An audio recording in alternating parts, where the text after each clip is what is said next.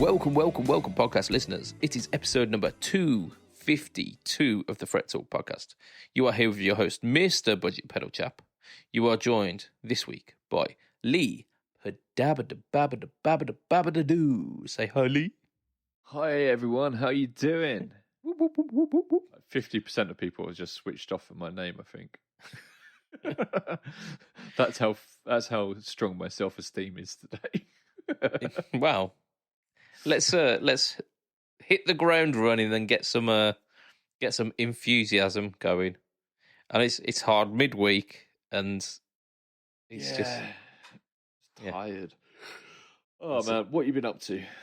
I have released a video on pedal boards of doom this week.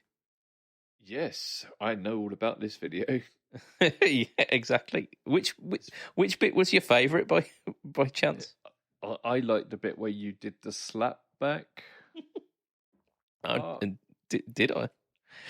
Yeah. So the video that I released this week was on the Bucket Brigade by TC, which was it's a pedal that I've had for a little while, and just down to like what we've been receiving in here at like Pedal Boards of Doom. I've had to work through a backlog of pedals before I could get to it. So it's been really exciting getting my hands on this one and kind of putting it through its paces.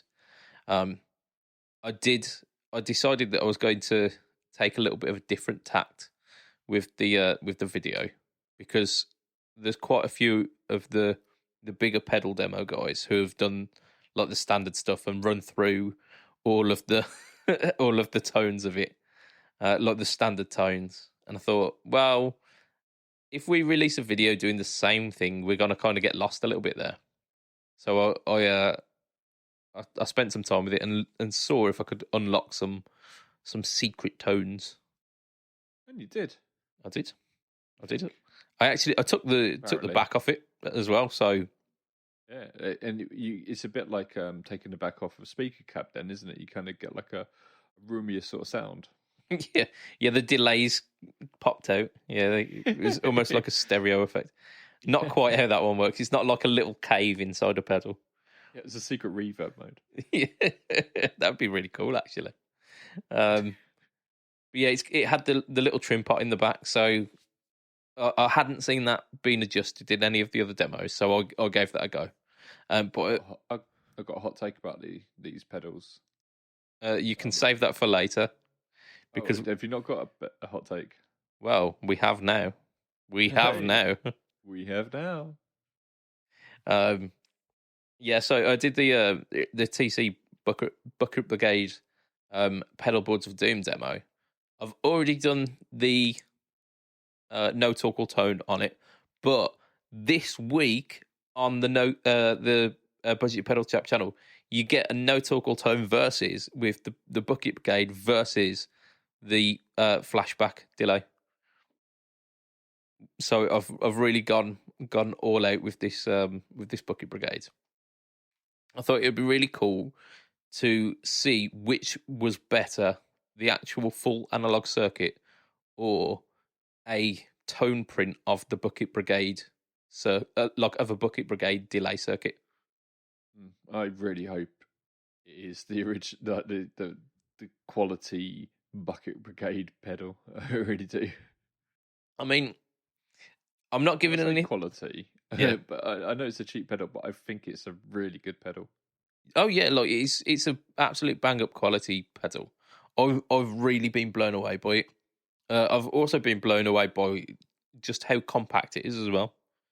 Like if you compare it side by side to the flashback, which isn't by any means a big pedal, it looks absolutely diddy.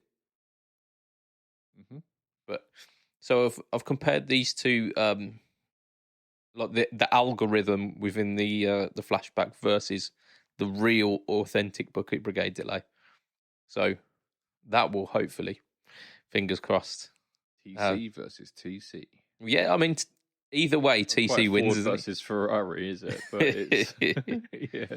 But like I thought, the flashback has been a little bit of like a staple for pedal boards for for the past kind of decades, maybe decade and a half. Yeah, where especially with like the Mark IIs with the mash control and stuff. yeah, so my one's an original one without the mash control, but the algorithms I believe are the same, and the quality of the digital circuit hasn't changed much. It's a bit like the old Line 6 DL4s, isn't it? They were just good quality from the start, that they didn't really need an upgrade. Good quality tones, not great quality pedals. Yeah. The foot switches were left a little bit to be desired on those Line 6s. The TC ones I've always left down the street if you weren't careful. Yeah. But yeah, the flashback and the Hoff you used to find all over the place on pedal boards. They've been phased out a little bit more, maybe within the last 5 years. There's been a lot of really big reverbs pop up in the last 4 years or so. Yeah, I mean, you tend to see stuff like if someone doesn't have the whole Strifector thing going on, you'll tend to find like a DD200 or a DD500 or something along those lines, which is like a multi ambience pedal. Yeah, taking up. You don't see the Strifector going on as much anymore. Like, it used to be every pedal board had like the three strumming pedals on. It's like you just don't see that very much anymore. Yeah, there's a little bit more variance in pedal boards these days. It's getting a bit more exciting, because there was a point in time back in the kind of the heyday of the guitar nerds where they were just kind of peeking through into the mainstream, where the Strifector was the thing, and you'd see like a soul food or a clon type on the board as well. Yeah, and it'd just be like switching unit, Strifector, a few of these kind of generic choice drive pedals, and that'd be it. But now you're seeing loads and loads of variants. Yeah, I've got a nice little segue from the soul food, if you like. Go on, what are we saying? I've been working quite hard over at Tonepedia, releasing a lot of clones. Okay.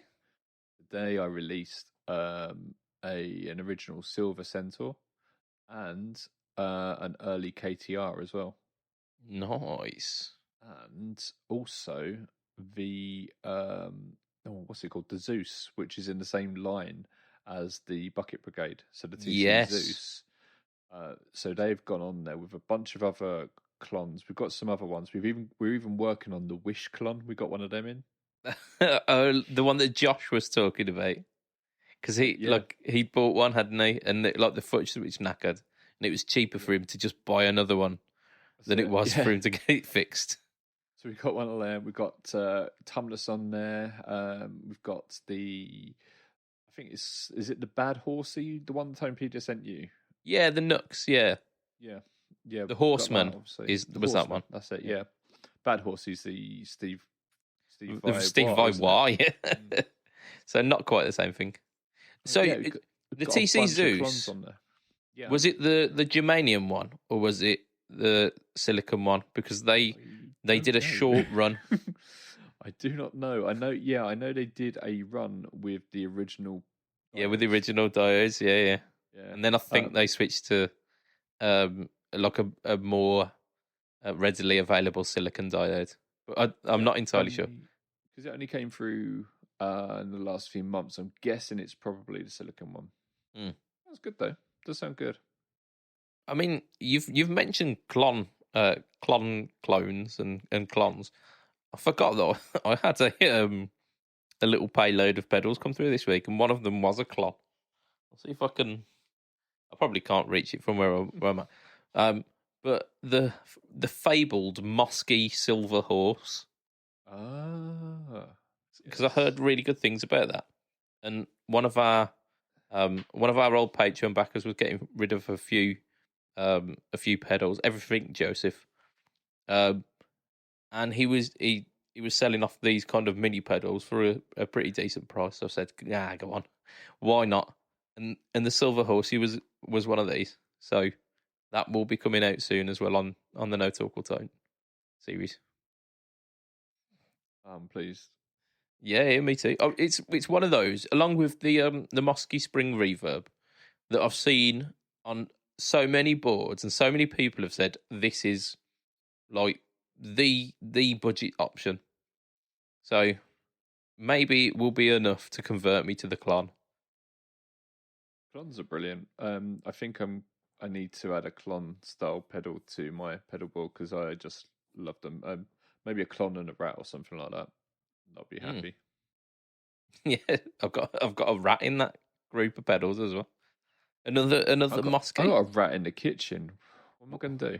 You're gonna kill that Rat. That's what I'm going to do. Oh dear. Oh dear.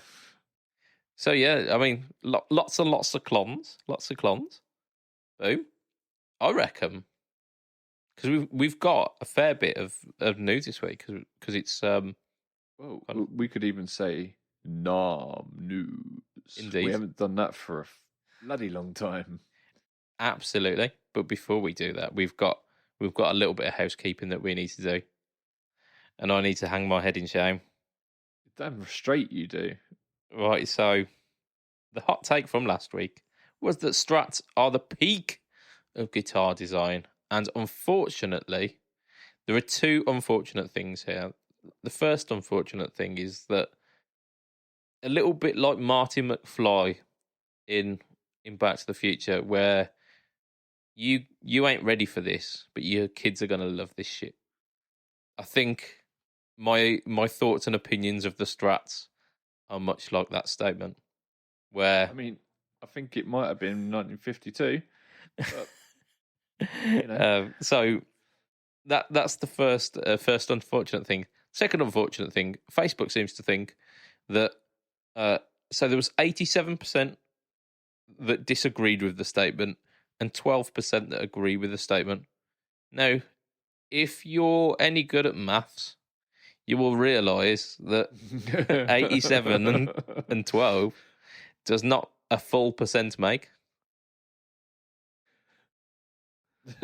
What? Where did that come from? How did that happen? I imagine it's it's something and then deleted their option or something. No, I imagine it's decimal and they round down rather than keeping the decimal. So it's probably 87.5 and 12.5.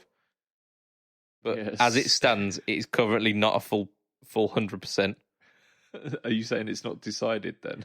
Yeah, I'm pretty sure. Yeah, I don't agree with it because it doesn't make mathematical sense.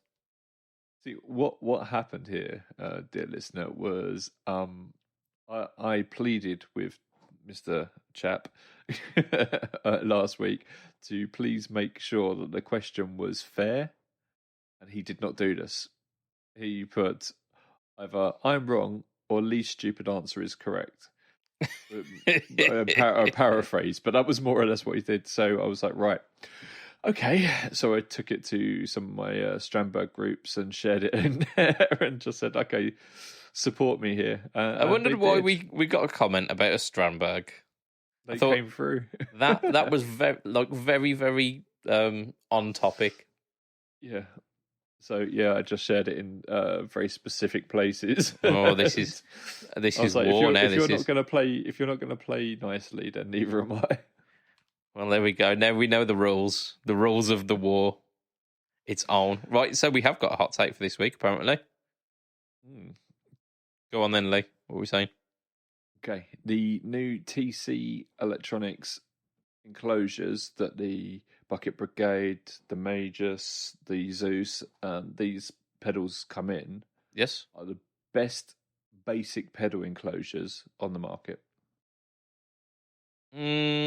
Okay.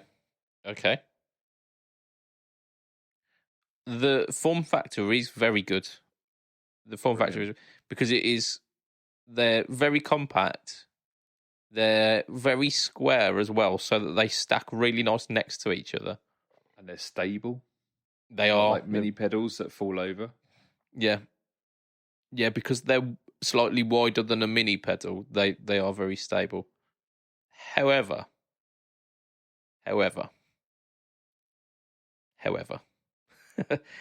Yes. when I was doing the demo for the TC Bucket Brigade, to get to the internal trim pot, which we have already, on a previous No Talk Tone, we have completely dismissed and dispelled. Yes. But regardless of that, pedal manufacturers still insist on doing it.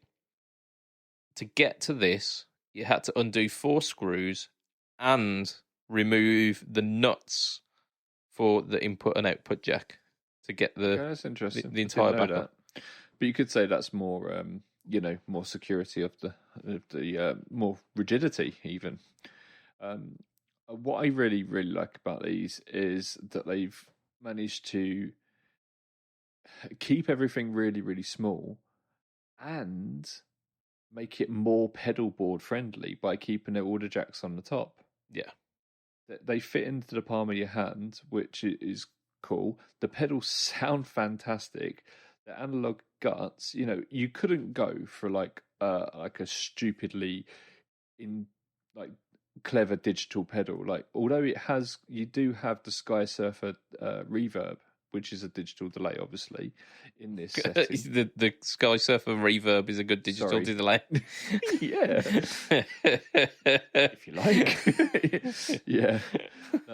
So it's a reverb, obviously. And yeah, it's like you couldn't have something like I don't know, a hologram pedal in this sort of size, but yeah, for things like Boss style pedals, MXR style pedals, yeah, so many pedals. I want people to start using this enclosure because it's top mounted jacks, and the reason people say they can't use top mounted jacks on mini pedals is because obviously they're too small. Well, this answers all those questions. These are the perfect pedal size for normal, run of the mill pedals. Yeah.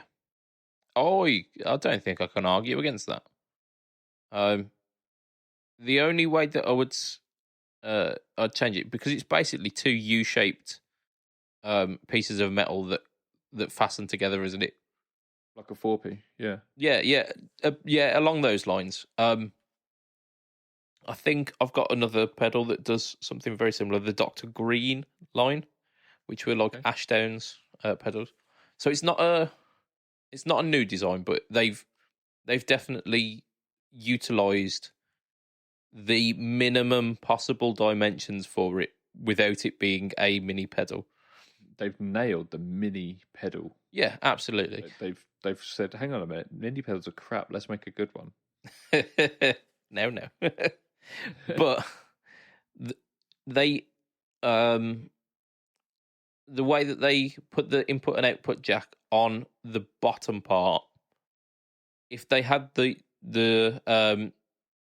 U facing the other way, so that the input and output jack was on the same face as the knobs, then you could undo the screws and take the pedal apart without having to undo the jacks.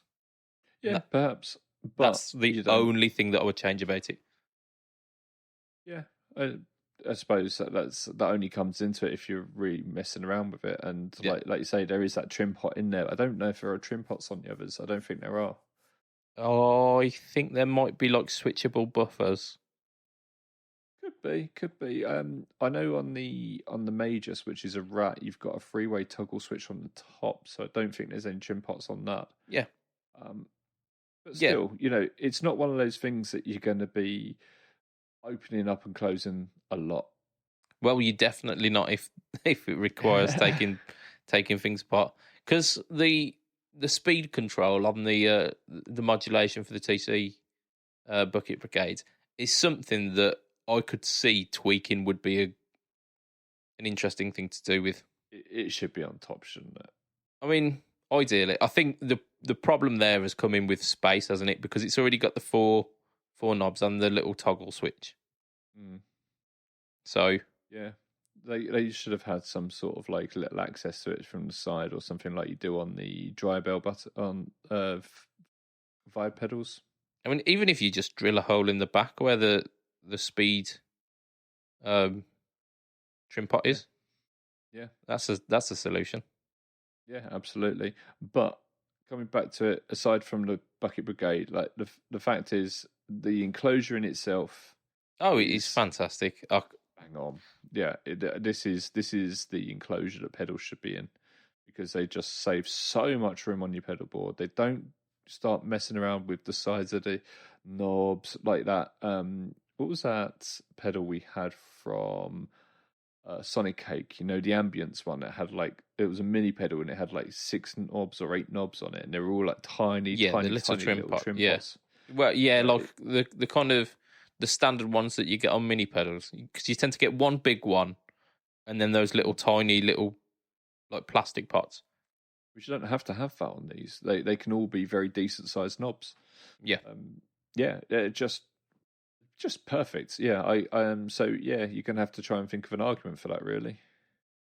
Yeah, I'd find it tough not to. I don't know if it's so much of a hot take. I suppose it is a hot take because everyone's kind of used to like MXR and bigger or mini pedals.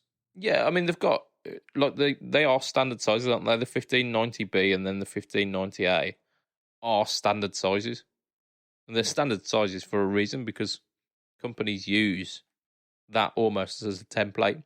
Even if their pedals aren't that exact size, they are within like plus or minus a certain amount of millimeters. They are within that kind of dimension range. Yeah, I think those sort of enclosures are used for a lot of other things as well, aside from pedals. Never. Yeah. But, yeah, very cool. Okay, so that one will be going in a poll in the Fret Talk podcast group, and it is your duty as a listener to vote on which you think is correct. It gives you much to think about, really. If we kind of just told you, well, sorry. Yeah. Well, I mean, you can make arguments against, definitely, but I mean, just as soon as I pulled it out of the gates, we've said it so many times on the podcast now, we still haven't got over that first thing when like you messaged me going, bloody small, isn't it? And I was like legitimately holding it in my hand at the time, like, it really is. Because we both got them at the same time. Yeah. And it just like, yeah, wow, these are super small. Yeah, I think because I'd gone from the original like Behringer rehousing lineup, which were quite big. Yeah, chunkier. And I thought it was going to be a similar size to that. Totally. Yeah. It's almost kind of half the volume, isn't it? Yeah, I would quite happily have a little board with these pedals on. Now that's an idea, isn't it? I don't think they've quite got the lineup within there just yet. Give it time. But I will be having words because I think there's I want to see what's coming up because I want to make a board of them. Now, if they could do the dimension C in that kind of mini size, I don't see why they couldn't. In fact, I don't see why they couldn't put many of the tone print pedals in it, because if they fit into mini pedals, they're going to fit into that, aren't they? Yeah, but the tone print mini ones usually lose features. So yeah, but there's probably more room for them on it. Mm-hmm. Yeah, maybe. I don't know. We shall see. Yeah, let's fingers crossed. Okay, right. There is a sizable amount of news. There is. There is also a very low. Yeah, it's a very low sun. It's coming down and my blinds are open. So it's been so miserable here. It's just been like we had a really nice day on Sunday, but it's been just like downhill from there. I have got a tan though. It was like the sun is out on Sunday, so I just spent the whole day mowing the grass in the sun with no shirt on. I was like, I am making the most of this. Why not, eh? Why not? So that was the summer, apparently. Yeah, a bit like Britain. You get 3 days. They're not all concurrent, and that's your summer. So we have got news. We have got NAMM news, and this bit of news wasn't necessarily NAMM. but it came out this week, so we'll kind of throw it all in together. Thorpe has been working on something for a fair few years now. This has been a pedal that has taken the most development time in the Thorpe lineup, but it's finally been released. This is the Scarlet Tunic. Yeah, I've known about this for so long. Kind of like in rumors and everything, it's been like bouncing around, and it is the signature pedal of someone I like to call a friend, who is Lee Harris, who plays guitar in Saucer Full of Secrets. Indeed. Saucer Full of Secrets, who, for those who are uninitiated, much like myself 15 minutes ago, so Saucer Full of Secrets are a tribute act that they focus mainly on the very early eras of Pink Floyd. You say they're a tribute act, but the drummer is Nick Mason. Yes. Yeah, so it's kind of like a tribute act, apart from the fact it contains one of the founding members of Pink Floyd. Well, so yeah, there we go. Tribute plus. And like, you know, the other members go and see them, and like Roger Waters has got up on stage and sung with them and stuff like that. So it's it's at that point deal. it's a reunion, isn't it? Really, more than a yeah. It's brilliant, and they've been playing stadiums all around the world. They're on tour at the moment, and Lee was very lucky. He grew up opposite the Royal Albert Hall, and he used to look out at it all the time. And recently, he got to play it, just packed out, and it just looked. You know, you would have thought it was actually Pink Floyd on the stage. It was absolutely like amazing, the big light show and everything. It's just absolutely, utterly amazing. I wish I'd got to it. So yeah, I've been asking Lee to send me pictures of his board on the stage. And he's like, I can't because of the Scarlet Tunic. Yeah, because it hasn't been released yet. I can't send you pictures. So yeah, I remember like vaguely seeing a photo where it had this. It had like Thorpe pedal, and then it had like Proto on the front. Yeah, and there was speculation like rattling around back then. So to talk about the pedal itself, it is based on that early Pink Floyd sound, basically the Selmer treble and bass 50, which is part of the like that, along with the AC 30 and high watts as well, made basically the guitar sound of early Pink Floyd. Sid Barrett. All Saucer Full of Secrets is majority the Sid Barrett era. So before Gilmour came along and made modern Pink Floyd. So yeah, it's. I used to listen to so much Sid Barrett when I was younger. It's crazy. I need to listen to it again, man. Indeed.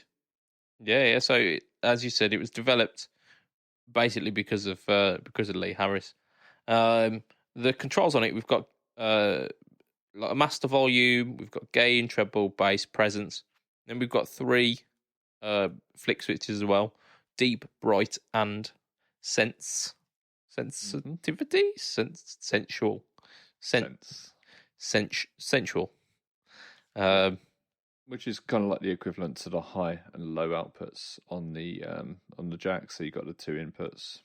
Yeah. So I mean, it's an interesting one, isn't it? Because you don't like you hear about all of these like Marshall in a box. You like almost every company's got a Marshall in a box or a Tweed in a box. Yeah, I mean like that kind of Fender preamp style gain. Like even down to like the Boss Blues driver, which was supposed to be gain, like the gain stage of a Fender amp, wasn't it? Yeah, and obviously you got the Blues Breaker, the Governor, and stuff like that, which are Marshalls. Yeah. In boxes. Yeah, I mean, you're even now getting stuff that's aiming towards like the Vox in a box and like the orange in a box. Mm. The first Selma in a box that I'm hearing of. It's a very, very unique and very niche tone. I think I can think of another company that does one, but it's a small company, and I think it might have been based on a kit. But this is the first like proper one. Yeah, full production. Yeah, full production model. I had to listen to Andy. What's his name? Andy from the Pro Guitar Shop. Used to be Pro Guitar Shop. Is not Pro Guitar Shop anymore. Andy's demos. I think he goes under now. yeah, or Reverb. He does both.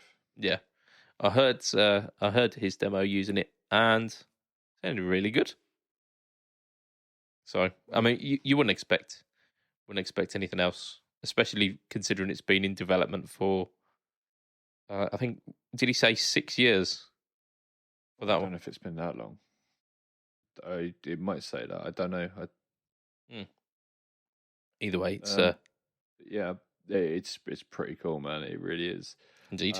I know Lee put up a video a couple of months ago, and he was just like, "Just tell me, is this a pedal or an amp?" And he was just playing, and that's all he put up, and everyone was just like going mad about it. Trick question. It's kind of both. it. So apparently, it uses a transformer internally, which is supposed to make it respond more amp-like. No, it makes sense, wouldn't it? Yeah, I'd say so. It is not a cheap pedal. It is not a cheap one.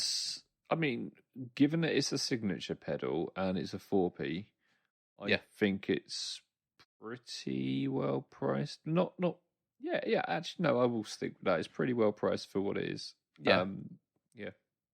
So it's 265 English British pounds.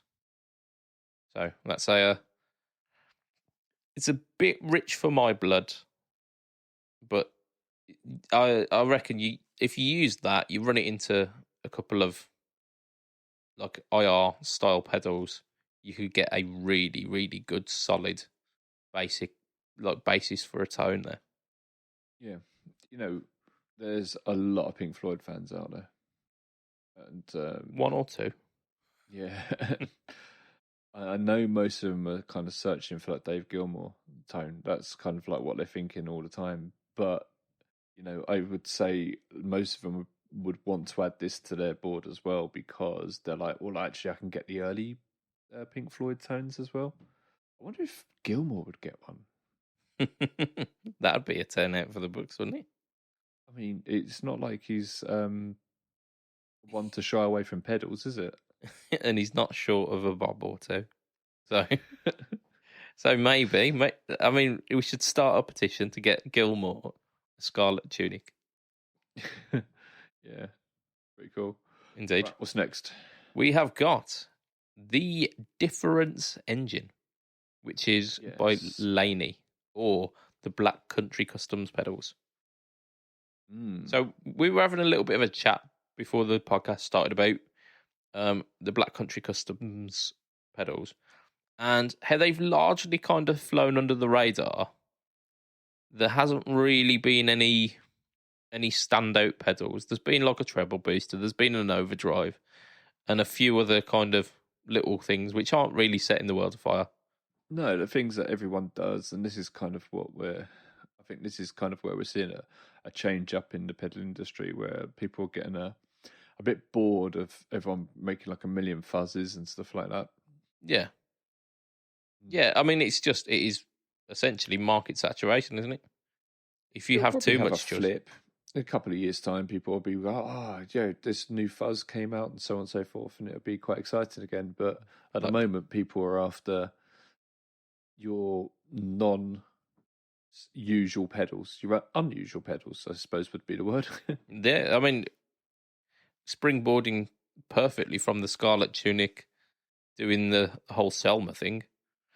This is taking a bit of a branch out for the Laney, so it's no longer like an analog drive circuit. This is a multi-delay pedal. So it's not in the not kind of like the flashback where it's got like a little dial and a few knobs. This is like fully featured, this one.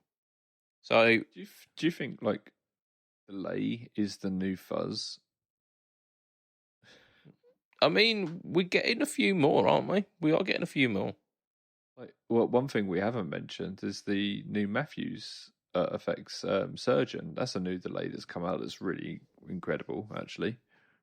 I mean, we could, let's continue on with the Laney. Maybe we can talk about the Matthews if you pull up some info.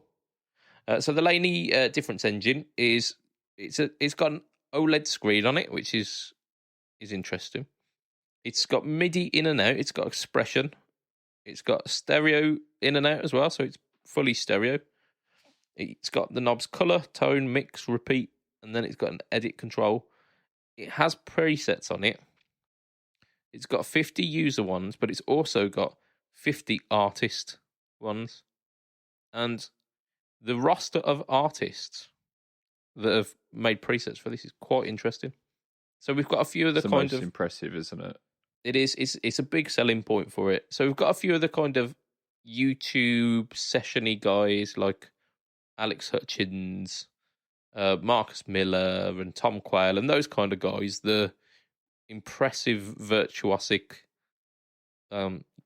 internet personality guitarists.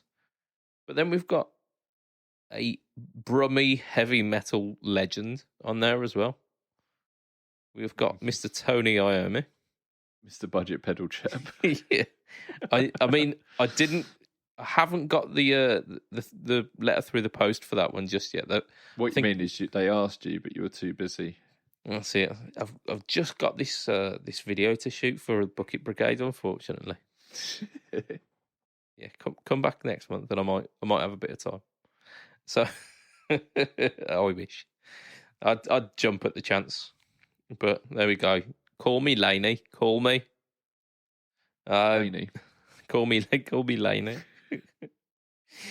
So there we go. That's the difference engine. €349. So it's quite a pricey boy.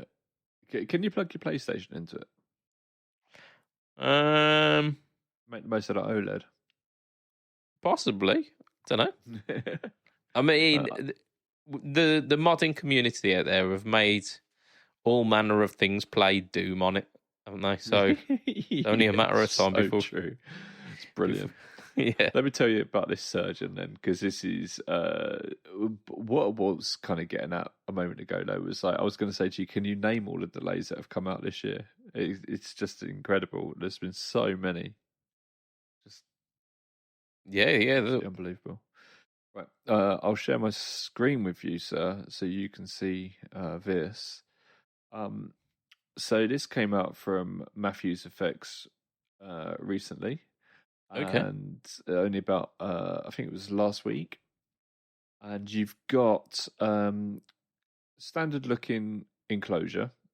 It's got the two foot switches on it, which are angled away from each other as you would with many of the Matthews effects. And then you've got dose, which is the amount, regen, pulse, mode, M, whatever M is, and then divisions. And basically it's a delay, and it's got some reverb in it as well, but you can control this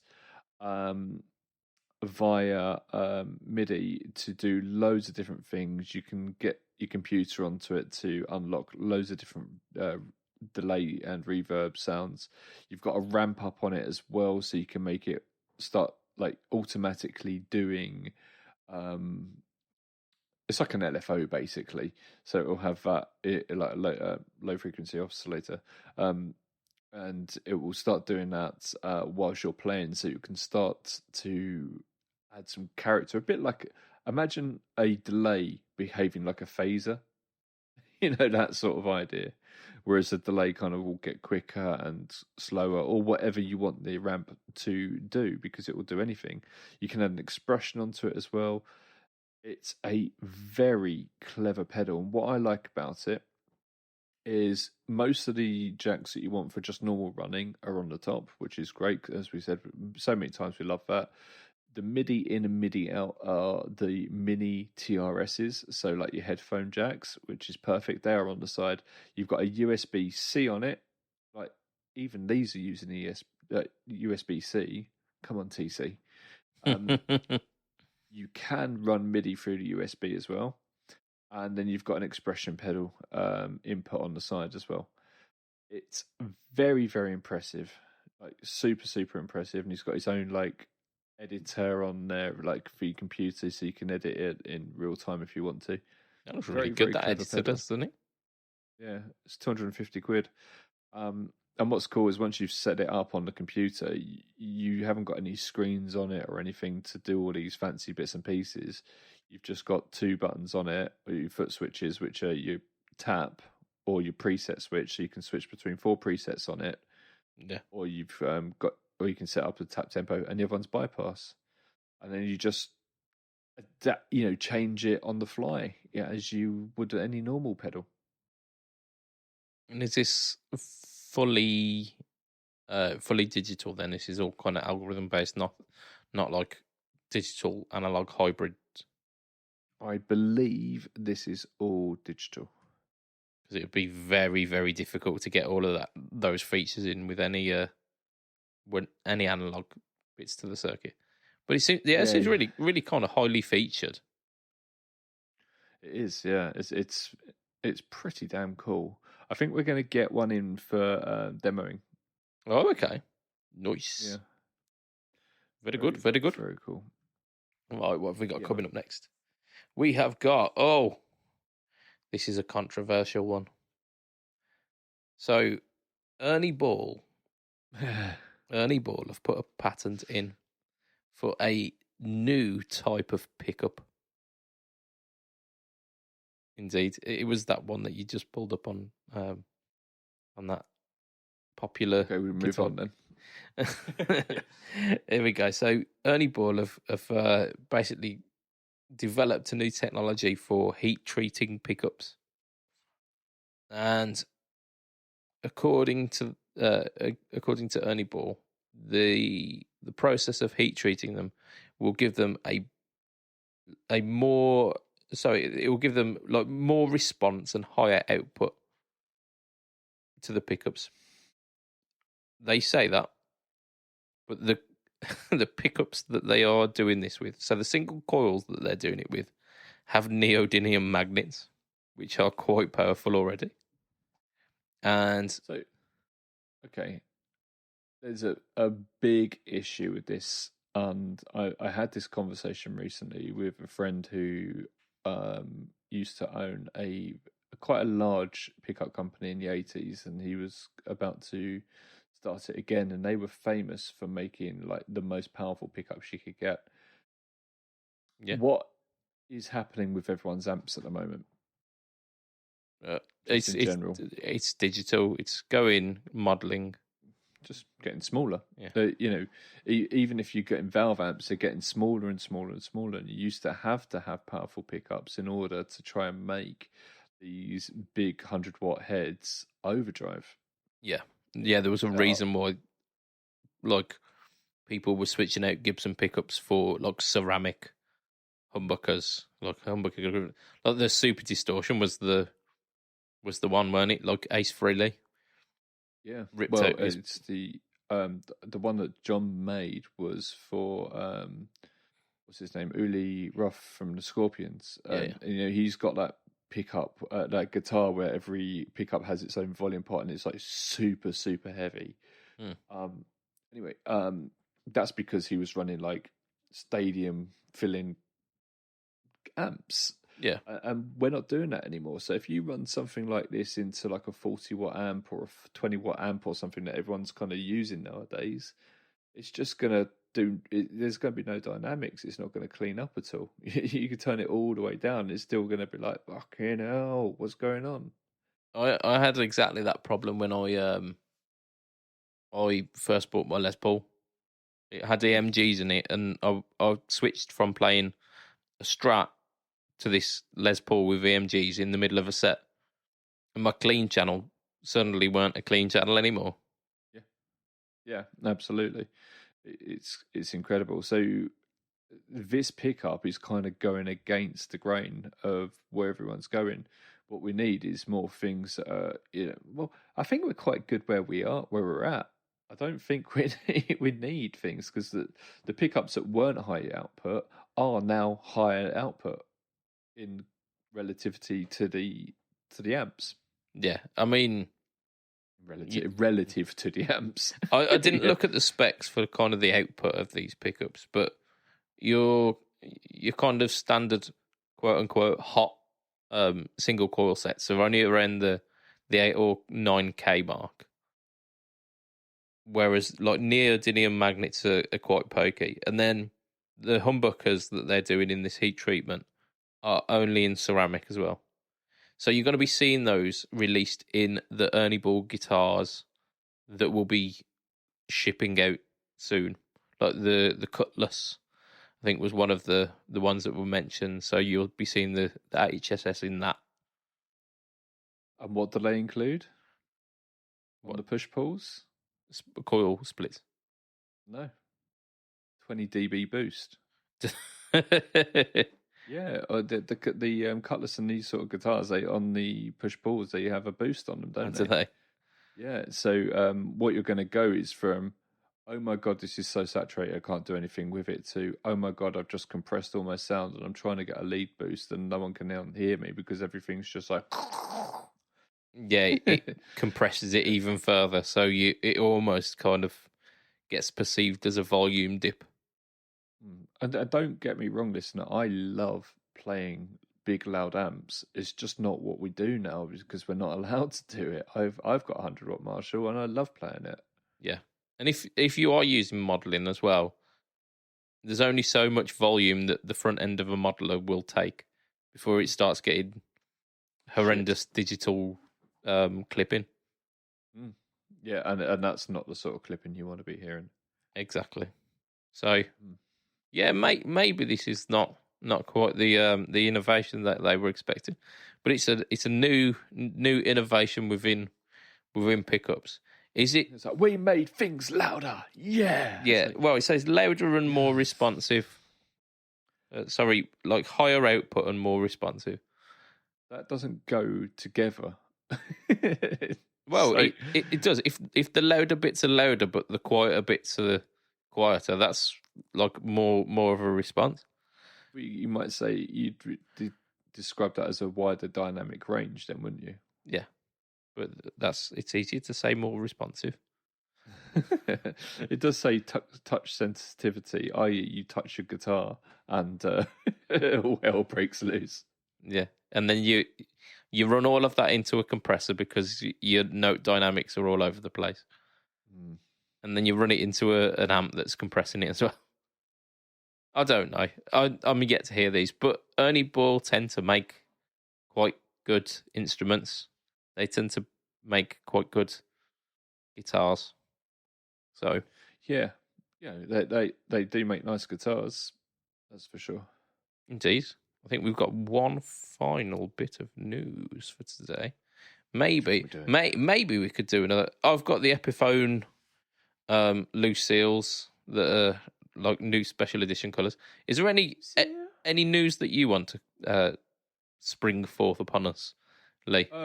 No, I think you got most of it in here.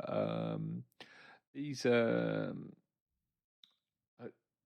I'm interested in this folding guitar. I'm always interested in folding guitars. Anything that means I can take my guitar on holiday is always a bonus. So, open up the page on that folding guitar. We'll give it a quick mention. I mentioned it on my social media last week at some point. It's not a new guitar. These have been out for a little while. However, they have made them lighter and cheaper, haven't they? Right, and this is by Ciari Guitars. Ascender folding guitar, new, lighter, cheaper folding model, and it's about $1,000 cheaper than it was before. Meaning this is coming in at £1,800, or $1,800, I should say. Yeah, Still so it's quite expensive. Yeah, for a travel instrument. To be fair though, when it does fold out, it's a full-sized electric guitar, so it has that going for it.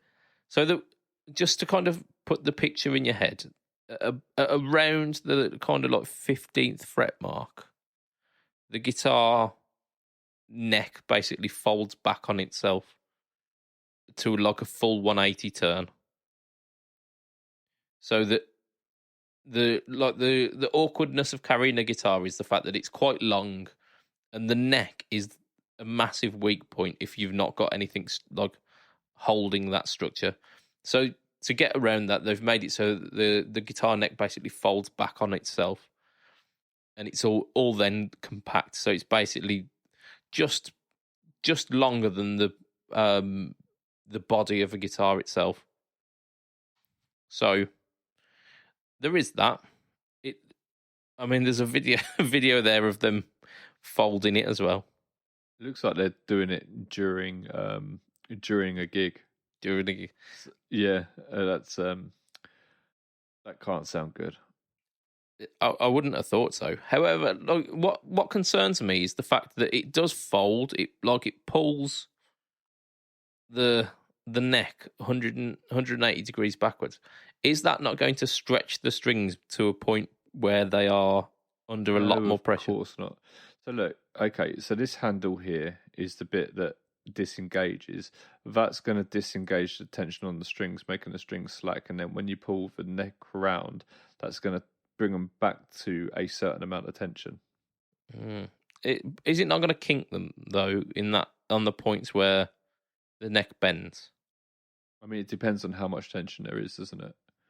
It doesn't look like they're particularly. In fact, they're going at like 45-degree angles, so they're not going 90 degrees. Yeah, but I mean, you've pulled guitar strings out of packets before, and if you put the slightest kink in them as you're pulling them out, that kink will stay in the string. Yeah, you really got me thinking about this kink. That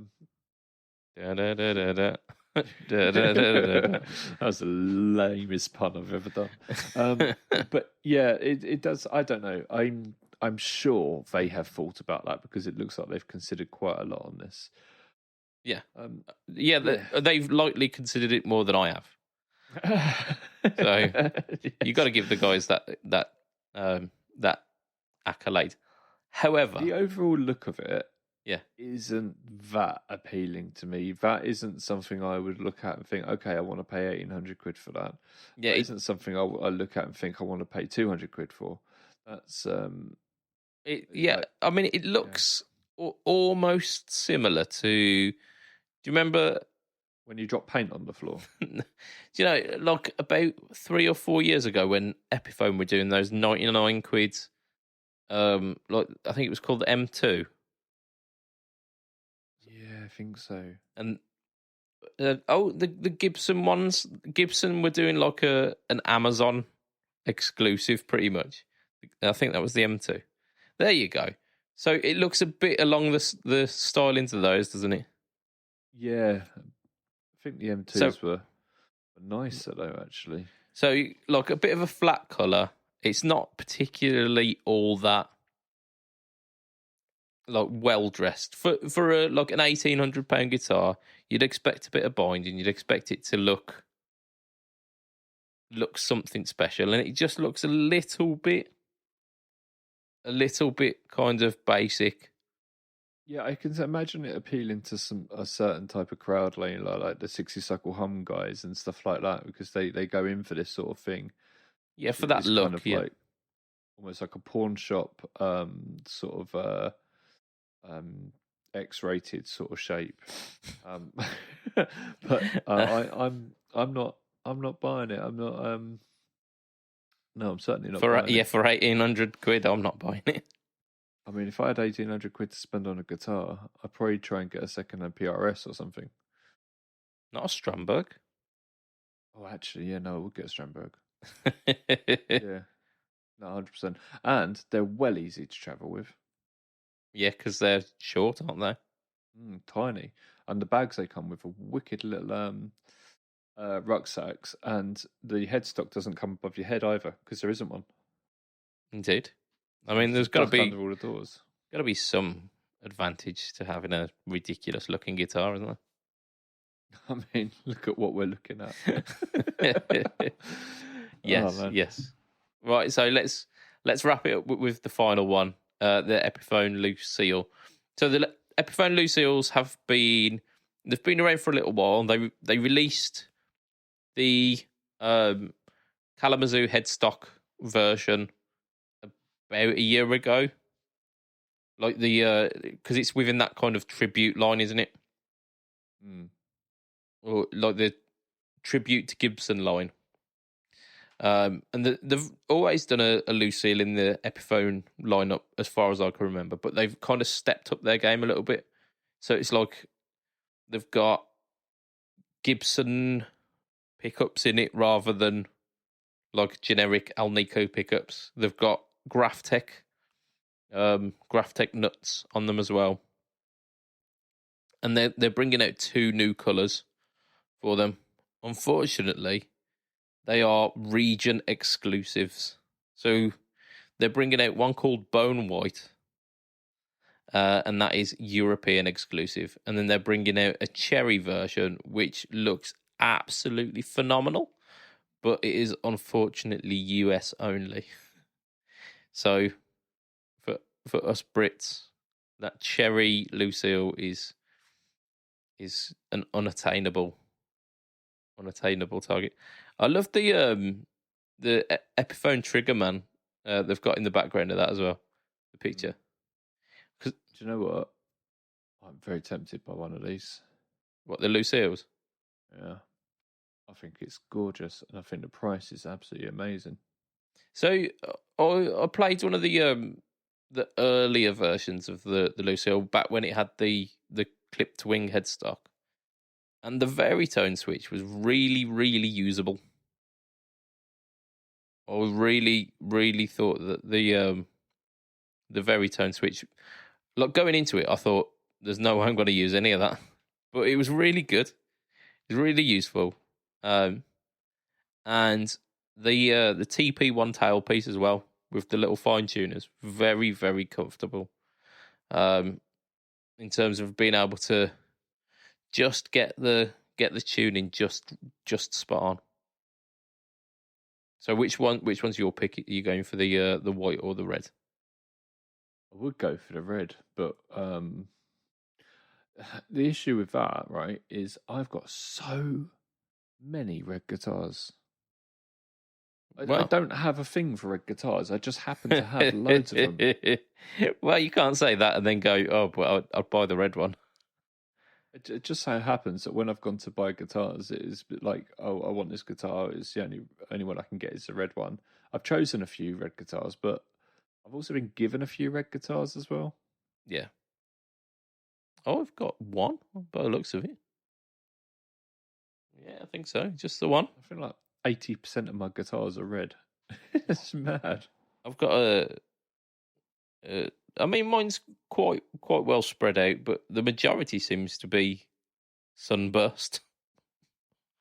Oh, God. Yeah, no, thankfully I don't have any sunburst guitars. Hey, you leave sunburst alone. Yeah, I will. This is £811. It's just...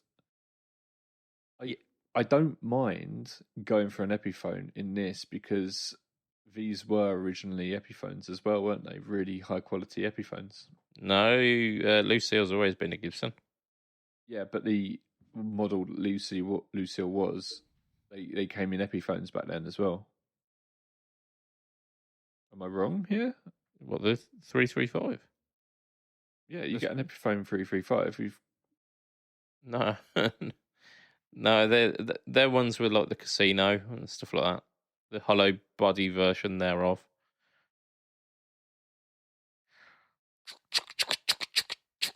Yeah.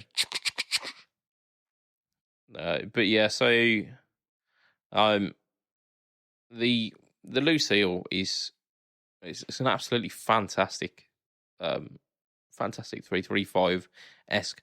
The thing that makes it really stand out as well is it's a semi hollow, but it doesn't have the F holes, which I think it looks really cool.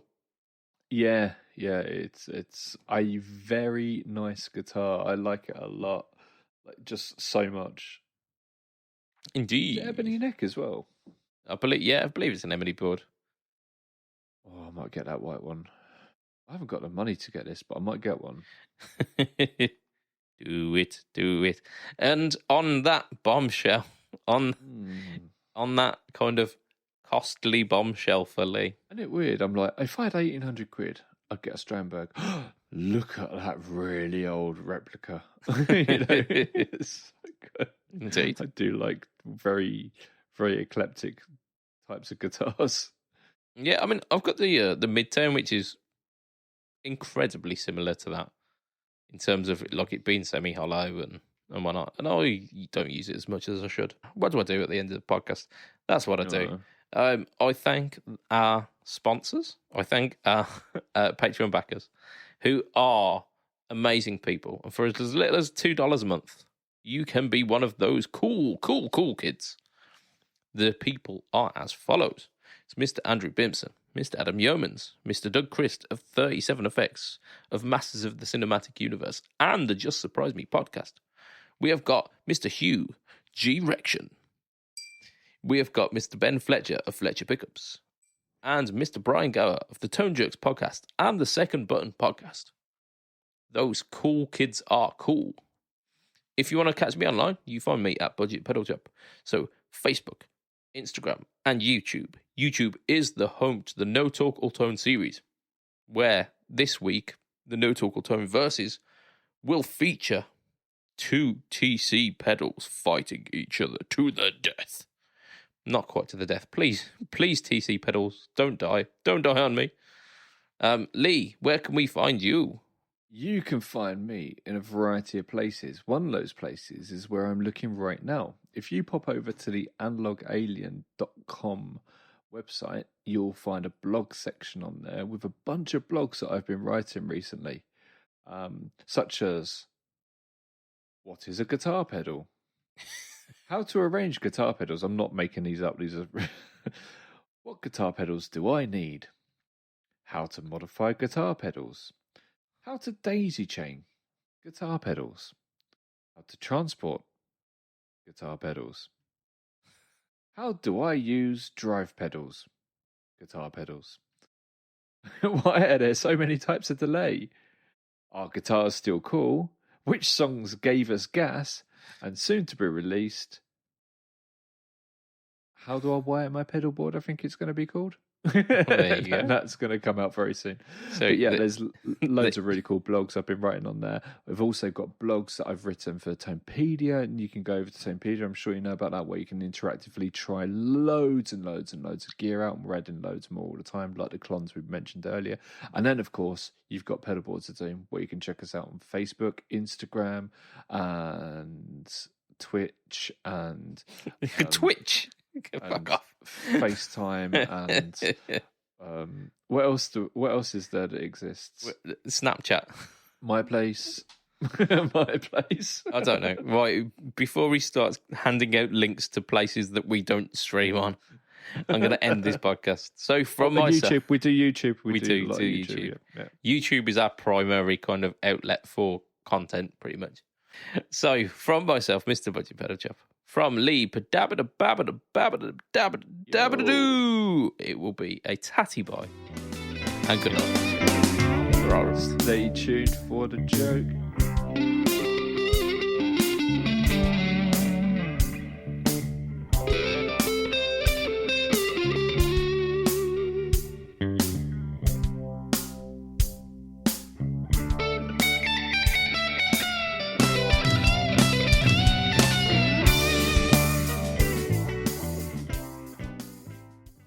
A pair of cows were talking in a field. One says, "Have you heard about the mad cow disease going round?" "Yes," says the other cow. "Makes me glad I'm a penguin." Fuck's sake. You know what? We're keeping that. We're keeping that absolute shite.